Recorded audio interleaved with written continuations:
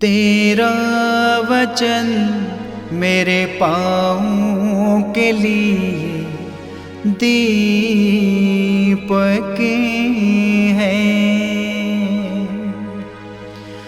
और मेरे मार्ग का उजियाला है। तेरा वचन मेरे पाँवों के लिए दीपक है। प्रेरित चरित अध्याय 4 पद संख्या 1 से 12। पेतरुस और यूहन्ना लोगों से बोल ही रहे थे कि याजक, मंदिर आरक्षी का नायक और सदूकी उनके पास आ धमके। वे क्रुद्ध थे क्योंकि प्रेरित जनता को शिक्षा दे रहे थे और यीशु का उदाहरण देकर मृतकों के पुनरुत्थान का प्रचार कर रहे थे। संध्या हो चली थी, इसलिए उन्होंने उनको गिरफ्तार कर रात भर के लिए बंदी गृह में डाल दिया। फिर भी जिन्होंने उनका प्रवचन सुना था, उनमें से बहुतों ने विश्वास किया। पुरुषों की संख्या अब लगभग 5000 हो गई थी। दूसरे दिन यरूशलेम में शासकों, नेताओं और शास्त्रियों की सभा हुई। प्रधान याजक अरनस, कैफस, यूहन्ना, सिकंदर और महायाजक वर्ग के सभी सदस्य वहां उपस्थित थे। वे पेतरुस तथा यूहन्ना को बीच में खड़ा कर उनसे पूछने लगे, तुम लोगों ने किस सामर्थ्य से अथवा किसके नाम पर यह काम किया है?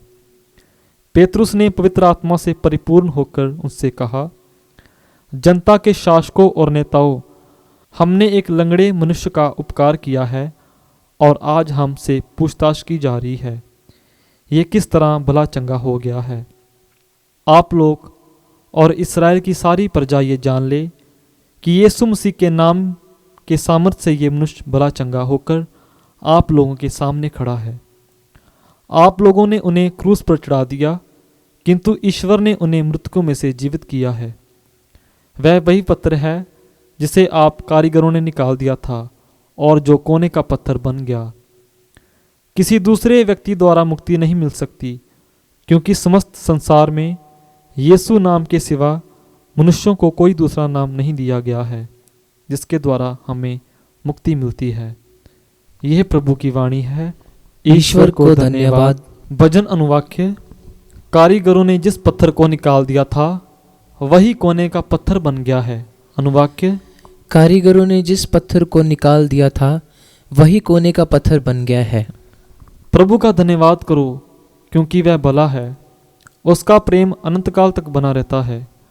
इस्राएल का घराना ये कहता है, उसका प्रेम अनंत काल तक बना रहता है। प्रभु पर श्रद्धा रखने वाले ये कहते जाएं, उसका प्रेम अनंत काल तक बना रहता है। अनुवाक्य। कारीगरों ने जिस पत्थर को निकाल दिया था वह कोने का पत्थर बन गया है। कारीगरों ने जिस पत्थर को निकाल दिया था वही कोने का पत्थर बन गया। ये प्रभु का कार्य है, ये हमारी दृष्टि में अपूर्व है। ये प्रभु का ठहराया हुआ दिन है, हम आज प्रफुल्लित होकर आनंद मनाएं। अनुवाक्य। कारीगरों ने जिस पत्थर को निकाल दिया था वही कोने का पत्थर बन गया है। हे प्रभु, हमारा उद्धार कर। हे प्रभु, हमें सुख शांति प्रदान कर। धन्य हैं वे जो प्रभु के नाम पर आते हैं। हम प्रभु के मंदिर से तुम्हें आशीर्वाद देते हैं। प्रभु ही ईश्वर है, वह हमें ज्योति प्रदान करे। अनुवाक्य। कारीगरों ने जिस पत्थर को निकाल दिया था वही कोने का पत्थर बन गया है। जय घोष। हालेलुया। ये प्रभु का ठहराया हुआ दिन है, हम आज प्रफुल्लित होकर आनंद मनाएं। हालेलुया। संत यूहन्ना के अनुसार पवित्र सुसमाचार अध्याय 21 पद संख्या 1 से 14। बाद में यीशु तिबेरियस के समुद्र के पास उसके शिष्यों को फिर दिखाई दिए। ये इस प्रकार हुआ, सिमोन पेतरुस, थोमस जो थमल कहलाता है, नथानिएल जो गलीलिया के काना का निवासी था, जबेदी के पुत्र और यीशु के 2 अन्य शिष्य साथ थे। शिमोन पेतरुस ने उनसे कहा, मैं मछली मारने जा रहा हूँ। वह उससे बोले, हम भी तुम्हारे साथ चलते हैं। वह चल पड़े और नाव पर चढ़े, किंतु उस रात उन्हें कुछ नहीं मिला। सबेरा हो ही रहा था कि यीशु तट पर दिखाई दिए, किंतु शिष्य उन्हें नहीं पहचान सके।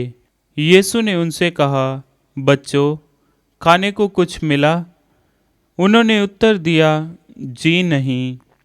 इस पर यीशु ने उनसे कहा, नाव की दाहिनी ओर जाल डाल दो और तुम्हें मिलेगा। उन्होंने जाल डाला और इतनी मछलियाँ फंस गईं कि वह जाल नहीं निकाल सके। तब उस शिष्य ने, जिसे यीशु प्यार करते थे, पेतरुस से कहा, ये तो प्रभु ही हैं। तब पेतरुस ने सुना कि वह प्रभु हैं, तो वह अपना कपड़ा पहनकर, क्योंकि वह नंगा था, समुद्र में कूद गया। दूसरे शिष्य मछलियों से भरा जाल खींचते हुए डोंगी पर आए। वह किनारे से केवल लगभग 200 हाथ दूर थे। उन्होंने तट पर उतरकर वहाँ कोयले की आग पर रखी हुई मछली देखी और रोटी भी। यीशु ने उनसे कहा, तुमने अभी अभी जो मछलियाँ पकड़ी हैं, उनमें से कुछ ले आओ। शिमोन पेतरुस गया और जाल किनारे खींच लाया। उसमें से 153 बड़ी बड़ी मछलियाँ थीं, और इतनी मछलियाँ होने पर भी जाल नहीं फटा। यीशु ने उनसे कहा, आओ जलपान कर लो। शिष्यों में से किसी को भी यीशु से ये पूछने का साहस नहीं हुआ कि आप कौन हैं। वह जानते थे कि वह प्रभु हैं। यीशु अब पास आए और रोटी लेकर उन्हें देने लगे, और उसी तरह मछली भी।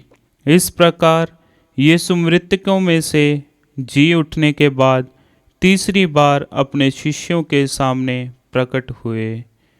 ये प्रभु का सुसमाचार है। क्रिस्त की जय।